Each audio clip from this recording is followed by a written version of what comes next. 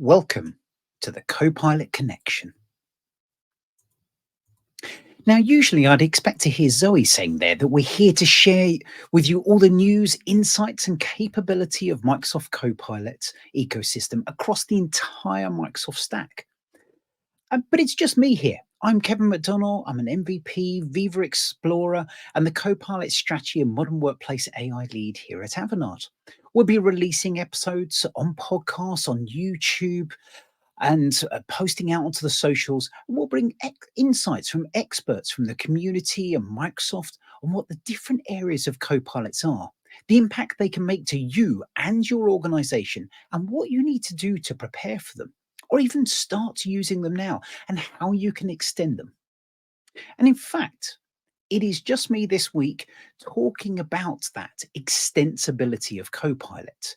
I'm going to cover a few different things of why you would do it, some of the options, and then I'm going to play those last two videos that I've been promising for a little while from ESPC as well. And we will try and come back either next week or the week after, because there's been a nice couple of bits of news. One of them less related to extensibility. There was the news of Copilot for Sales and Copilot for Service has gone general availability. So I'll put some links on that so you can find out more about what's available from those. And also go back to episode 4 where we had Tricia Sinclair talking on it about certainly the magic of Copilot for Service on there. So check those out. There's been a few other bits of news that I might put into the notes on there, but we're going to focus on that extensibility. And one of the interesting bits of news on that, I see that Jeremy Fake has changed roles within Microsoft, and they now have a co-pilot for Microsoft 365 extensibility team directly there at Microsoft, building out those materials within that. So hopefully, I did speak to Jeremy about getting onto the show a little while back. Sorry if you're listening, Jeremy, completely failed to catch up with you on that. But we'll certainly try and get him on and talk a bit more about that. But let's talk about extending Copilot. And we're talking here quite a lot. When we say we, sorry, royal we in that case, as it's just me. But we're talking more about how you can extend Copilot in Microsoft 365. But what I love is the story that I'm talking about here is going to be the more general extensibility model for all the Copilot. So I mentioned Copilot for Sales and Copilot for Service. This ability to do that will be coming in with there as well. So a lot of capability, and what you're learning from this will make things really easy from there. There are two core ways to extend, but before we get onto that, the question is, why would you extend this? Why would you actually want to bring more into Copilot for Microsoft 365? Well, there is a lot that's within Copilot, a lot of capabilities that it's got there around Microsoft 365, or in the sales and service version, in the capabilities there, whether it's Dynamics or whether you're using it with Salesforce and other tools in there. You've got a lot of functionality, but it's really bounded within that barrier. And focusing a bit more on Microsoft 365, your content has to be in there. Your content has to be loaded through that specific system. So you need to have put all your information into Microsoft 365. But what if you wanted more? What if you say had ServiceNow, or maybe Zendesk and others, where you're bringing that external information that you need to surface that into? Knowledge bases would be a great one. Your HR information, you could have in Workday within there. You want to get that external data and have that same capability as your content that you have in Microsoft 365. You might want to bring those systems in. And as well as bringing in that data, that content that's indexed, you might also want to interact with other systems in there. You might want to do tasks on there. You might want to raise a ticket. You might want to capture some information. If we look, I think I spoke 2 or 3 shows about what I loved was that capability that was coming with Copilot for Sales, or Copilot in Dynamics 365 Sales, where you could log an opportunity in that flow in the chat. But if you haven't got that within your Microsoft 365 capability, and actually a lot of the Microsoft 365 right now, you can't create that things. You can't send an email. You can't log a planner task right now. So maybe you want to bring some of those things or external ones. It could be logging a ticket in ServiceNow. It could be logging it into HubSpot, for example, making those activities, raising a Jira tickets that you need to put from there. Those are the things you need to do those plugins for. So you have connectors that allow you to bring that external data and plugins that allow you to bring those tasks. And you may have a completely custom scenario. One of the interesting conversations I've had recently is, what if you've already got a GPT? What if you've got something in, say, Llama 2 as an LLM, large language model? What if you wanted to bring that work into Copilot? That's the kind of things that you want to start looking at, these extensibilities on there. The ways you do this right now is you've got connectors. So the Microsoft Graph has some connectors that can be built in. And I'll share a link for those who are a bit more visual and don't want to just hear me and see me on video waving my hand around. But you've got those connectors that you can index external content. I spoke at ESPC last year in Amsterdam about that, where I was talking about things you could build in, like the ServiceNow. And in fact, there was announced recently that ServiceNow has a connector that you can just utilize that will bring that information into there. And that could bring your knowledge base. But it doesn't have to be knowledge, it could be data. So the example I gave at ESPC was building a graph connector to use the Pokemon API, because everyone needs Pokemon in their Copilot, obviously. Not that I have kids that are slightly obsessed with it still. But there you can go and call an API, and you can either hit that on a regular basis, look for changes that have happened, or if it's got a webhook or some other trigger on there, you need to host a bit of code that will go and pull that information and put it into your semantic index.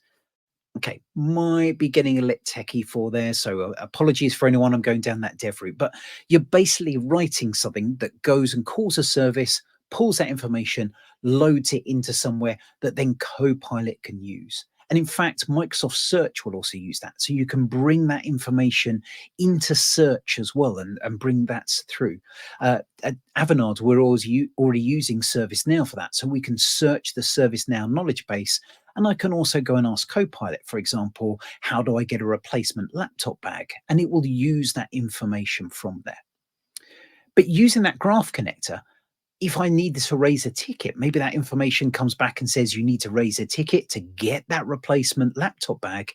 That's where I need a plugin. And so, a slightly different way of connecting to that information. You've got connectors where you're bringing knowledge, the plugins, you're introducing skills. So, you're going and doing that task of raising a ticket.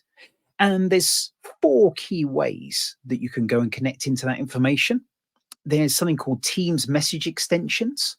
And there, if you've used Teams, you've maybe seen down the bottom, you can add a YouTube video into your comments, or a stream video, or I suddenly can't think of other ones. I've been talking a lot about Viva Goals. You can put a Viva Goal, an OKR within your response back to people. So you can go and search for that and introduce that. Another one could be, you can bring a ServiceNow ticket. That is called a message extension.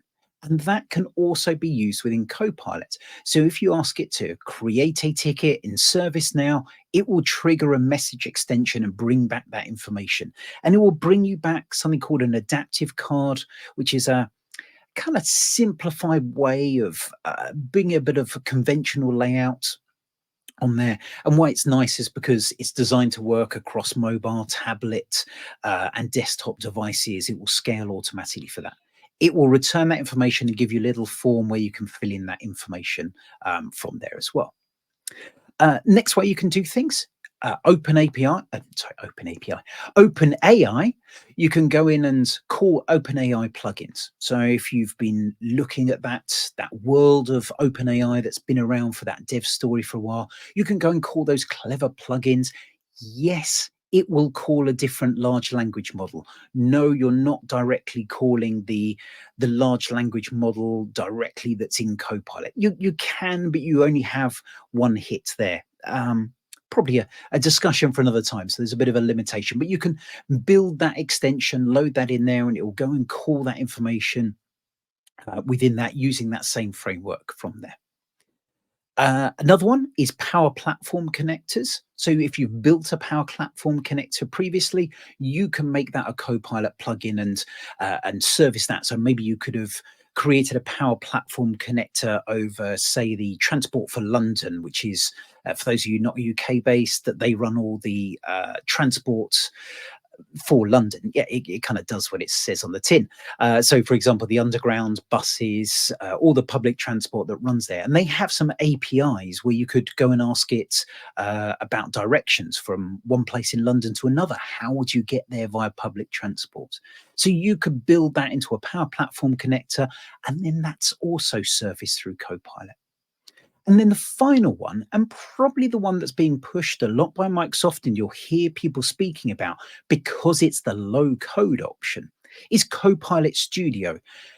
You can build an extension in Copilot Studio that will go and create that plugin, get whatever information you need using what was Power Virtual Agents, now called Copilot Studio, go and could call a Power Automate, could build in some custom logic. If someone said this, do this, etc. You can build those blocks and publish that as a plugin. I'm going to put a slight honest caveat for people. I haven't seen this actually active. You have to go and request Microsoft to turn it on in your Copilot environment. So I know there are ones out there.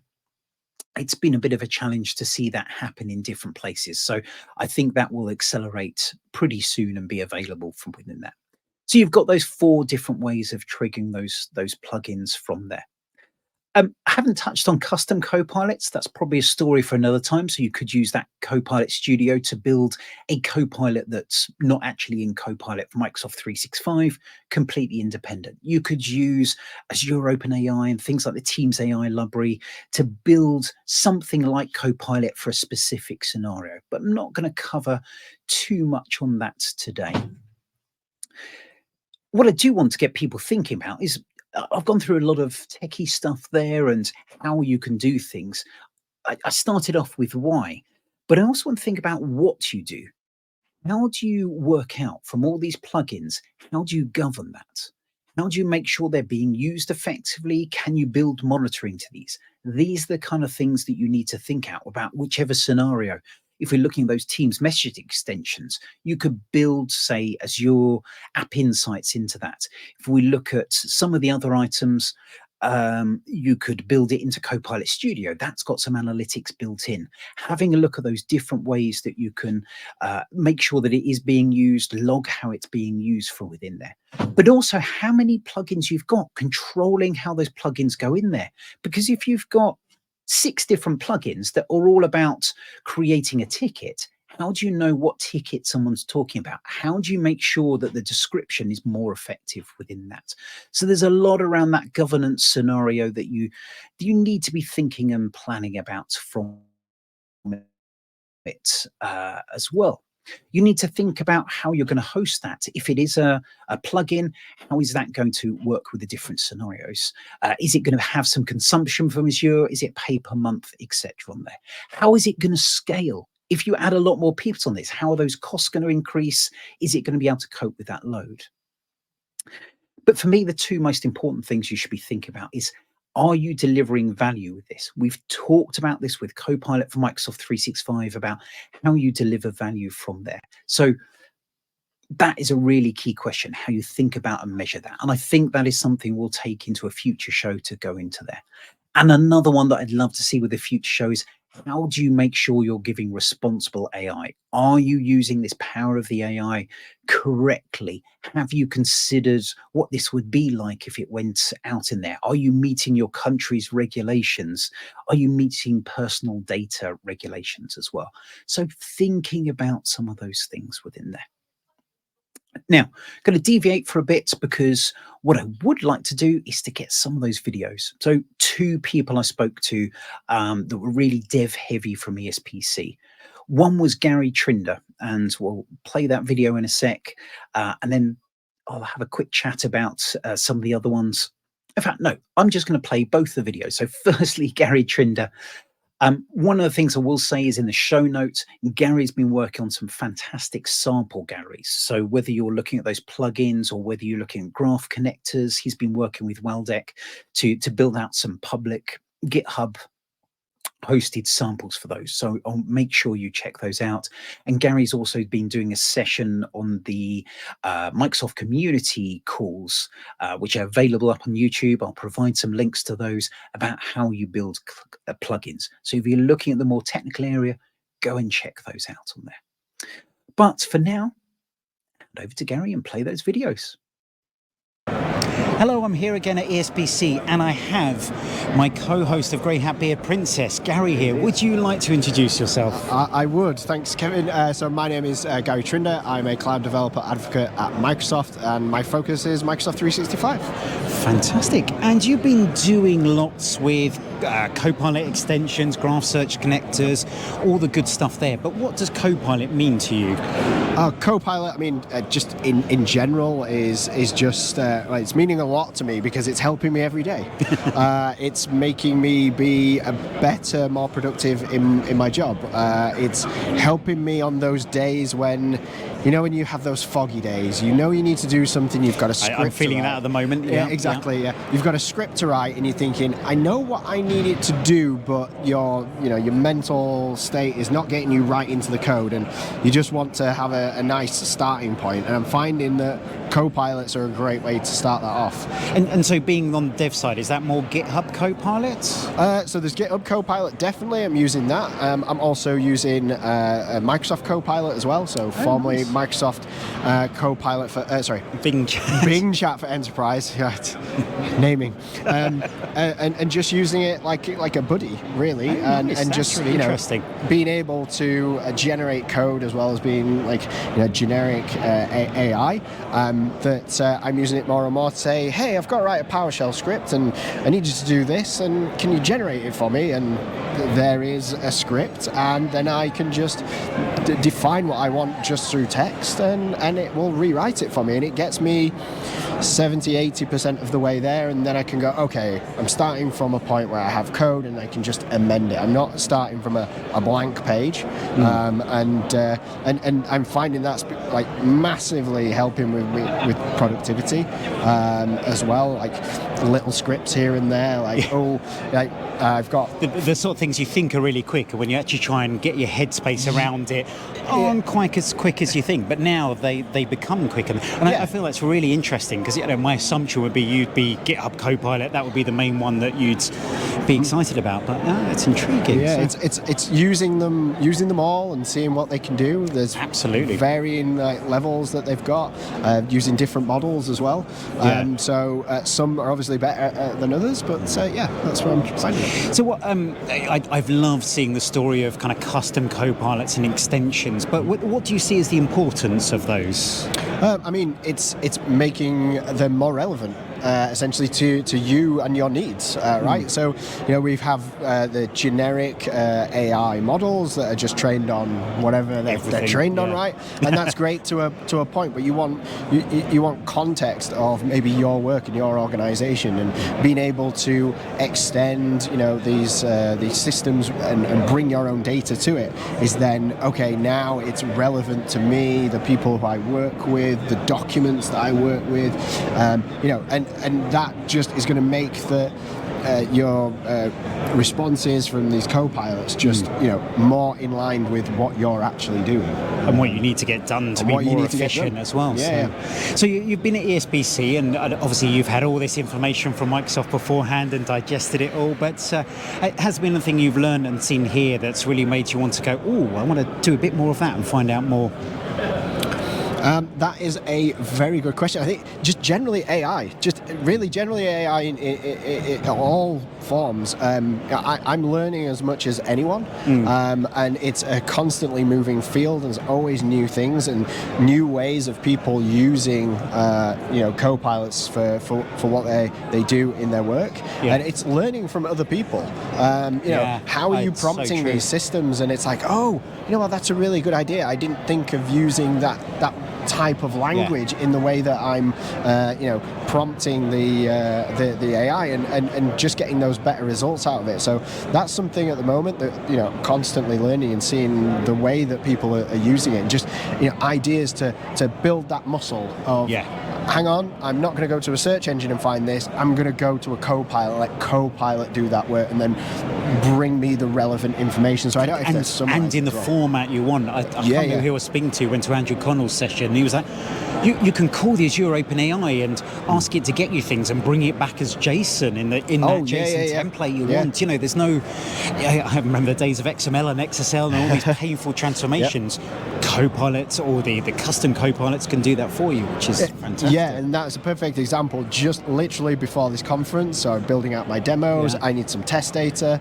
I used Copilot to generate that test data. So I basically said, hey, I've got Contoso here, Contoso Electronics. I have a range of products, and I just gave them the names of the Contoso drone products that we all know from the demos, and it generated me a full JSON object of kind of like customer support queries that might happen just from those names. And I was like, that's brilliant, because I can put that into my demo, and the things that I show are then more real world.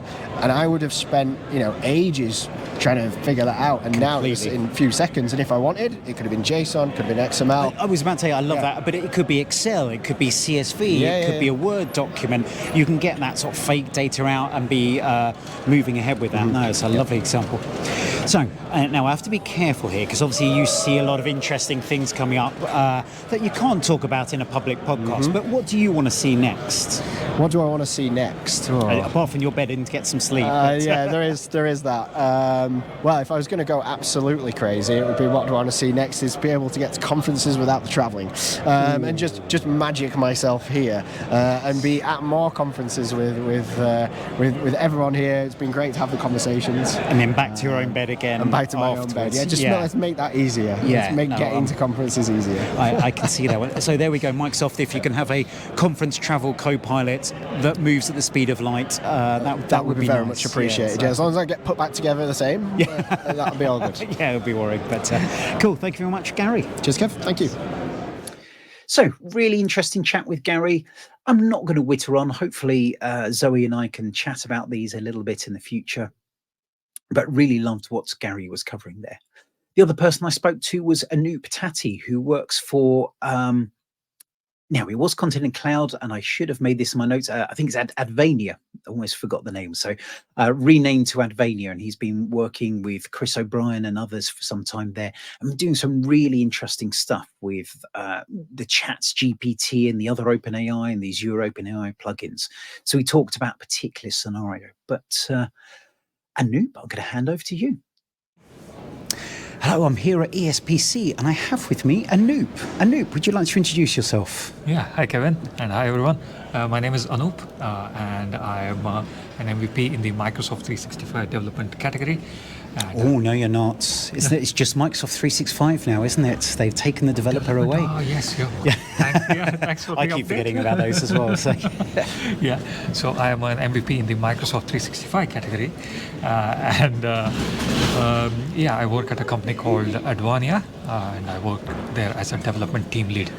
Fantastic. Thanks. So we've got a few questions. We've tweaked them slightly because we want to kind of hit on a little on the extending Copilots, but more you've been doing with custom Copilots, haven't you? So first question, what does Copilot mean to you? Right, yeah, Copilot, it's as per the name, helps us with different tasks. So for me, the main use has been,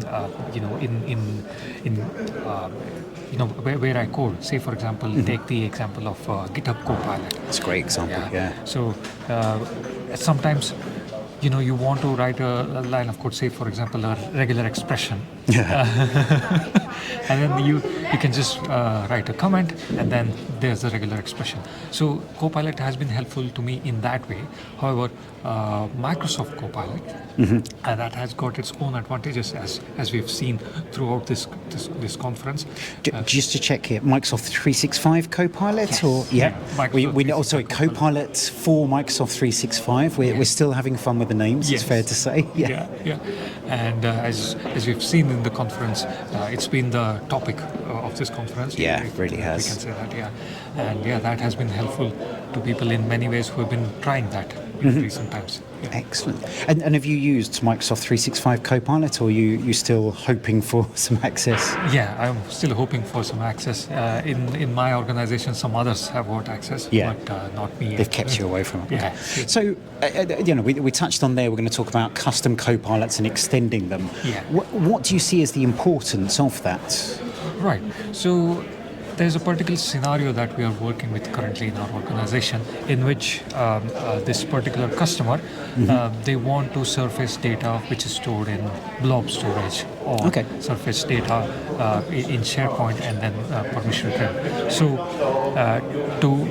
to address those scenarios, what we can do is we can extend Copilot. Not the when I say Copilot, there's an application on GitHub created by Microsoft called as Chat Copilot, which is a custom application.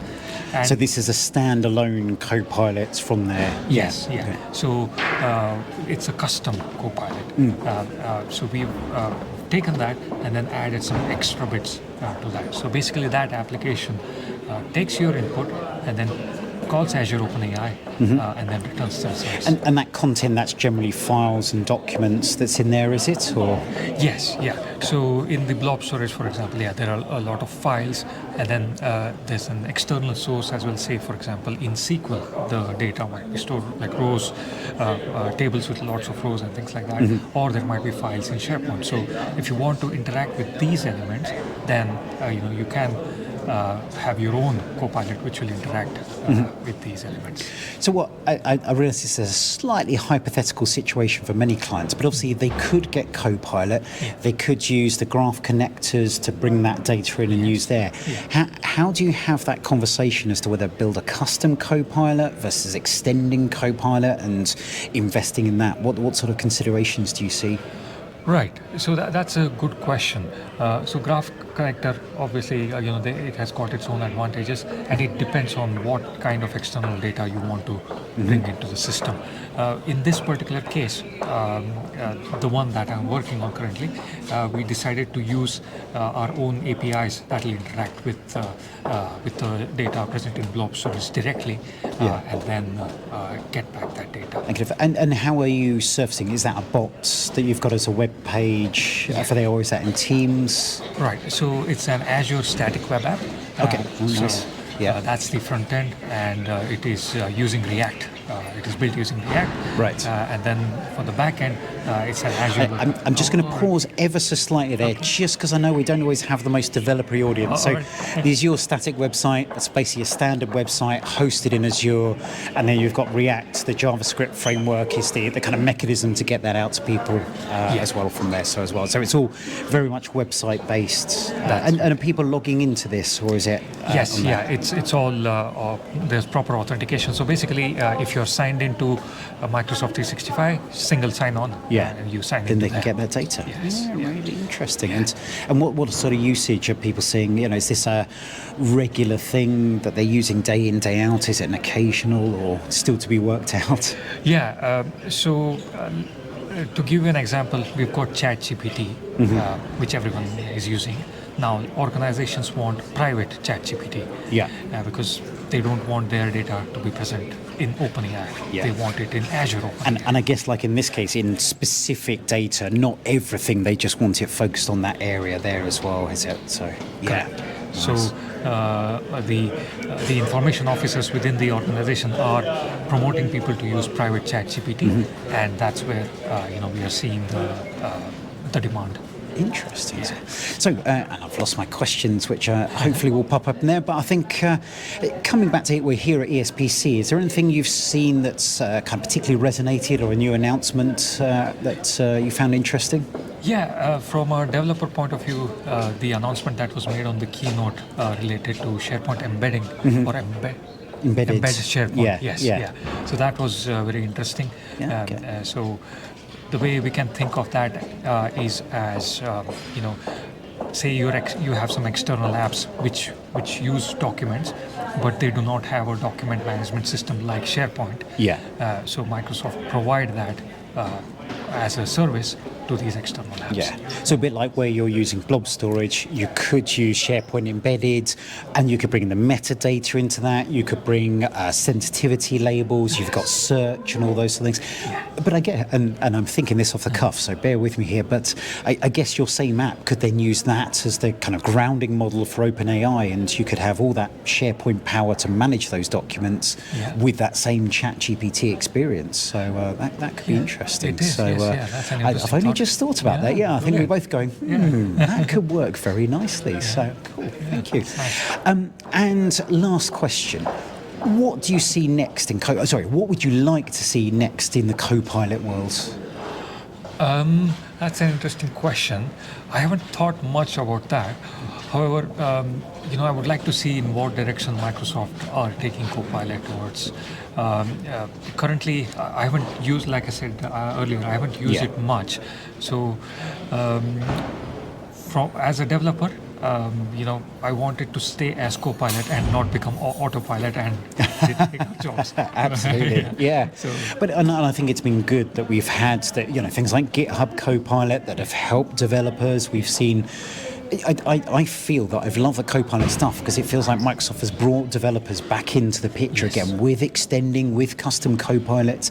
And I know there's great tools like Copilot Studio and other things you can do with the low code, but it feels like they've brought that, as Don Osaka calls it, the high code back up as well. It feels like another good time, another good way for developers, which is great. Yes, yeah, definitely. And speaking of Studio, I just want to mention that there's a new Azure AI Studio as well, which has been created by Microsoft, which will help us create custom copilots.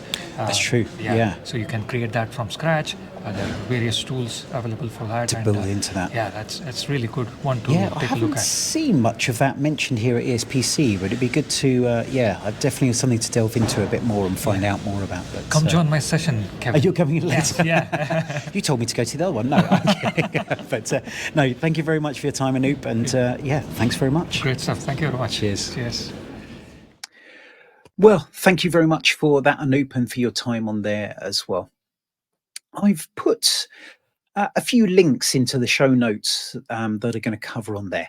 One, it was a link from Fabian Williams about the Miyagi samples. So I touched earlier about some custom copilots. Here's some great samples around the kind of custom copilots that you can build. So if you're looking for some ideas, there's definitely one to look at there. Another link for those who are more low-code oriented, GPT-4 Turbo came out, and that had a lot of capability of kind of analyzing images as well as analyzing text. And someone has created a Power Platform way of connecting to that and surfacing that information. So check out that link as well.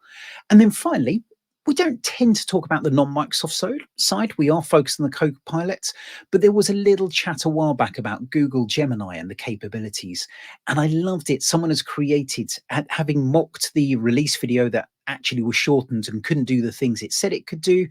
Someone has created that in Azure OpenAI. So do check out that link as well. Thank you very much for sticking with this one. It will be a slightly shorter episode, but we wanted to get this content out. And I think we'll have a deeper conversation with with Zoe and I about this when we can find some time to get together. We've got more experts lined up and some interviews lining up. Hopefully we can get Jeremy Fake on to talk about that deeper side. But please follow us on LinkedIn, Twitter. Check us out on the podcast app you're using, whether it's YouTube. Tell your colleagues, tell your clients, tell your friends, even tell your parents. Everyone is talking about generative AI. Everyone's talking about copilots. So please share this. Thanks very much for listening, and looking forward to speaking to you more soon. Bye-bye.